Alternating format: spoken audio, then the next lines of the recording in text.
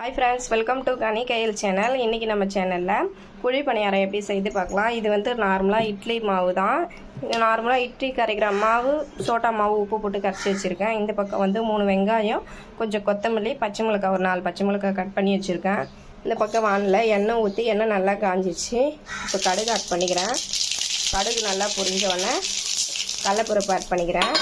கடலைப்பருப்பு கொஞ்சம் கலர் இந்த அளவுக்கு மாறின உடனே நம்ம அரிஞ்சு வச்சுருக்க வெங்காயம், பச்சை மிளகாய், கொத்தமல்லி ஆட் பண்ணிக்கலாம்.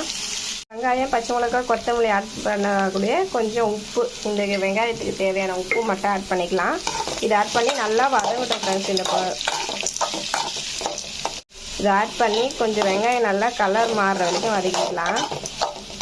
இது நல்லா வெங்காயம் நல்லா வதங்கிடுச்சு.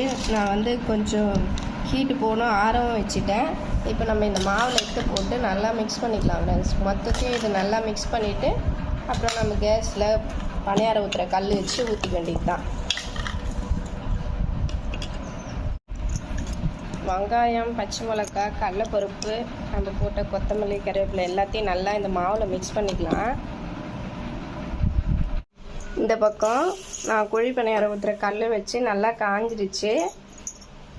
இப்போ நம்ம ஆயில் ஆட் பண்ணிக்கலாம். அப்படியே இதை சுற்றி ஊற்றிக்கணும்.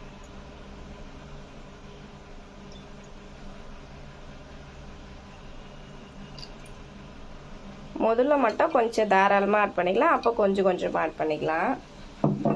வெங்காயம் ஆட் பண்ணோன்னே கொஞ்சம் மாவு கட்டியாயிடும். இருந்தாலும் நம்ம ஊற்றின பிறகு கரெக்டாக இருக்கும். அப்படி நம்மளுக்கு தண்ணியாக வேணும் அப்படின்னா நம்ம தண்ணி ஆட் பண்ணிக்கலாம். இப்போ மாவு எடுத்து கொஞ்சம் கொஞ்சமாக ஊற்றிக்கலாம்.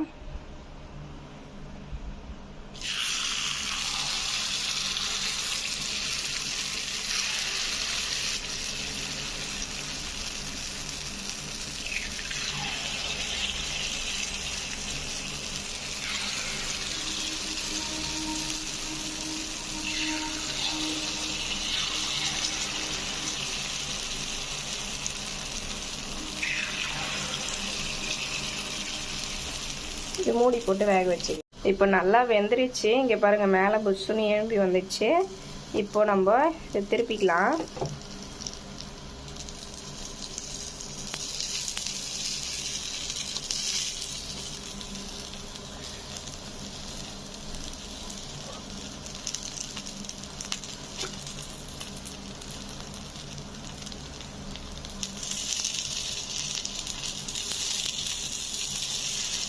இதே மாதிரி எல்லாமே நம்ம திருப்பி போட்டுக்கலாம். திருப்பி போட்டு இந்த சைடு திருப்பி பார்த்துக்கலாம் வெந்துச்சான்னு. இங்கே பாருங்க, நல்லா கலர் மாறிச்சு, வெந்துடுச்சு. இப்போ ஒன்று ஒன்றா எடுத்துக்கலாம் நம்ம.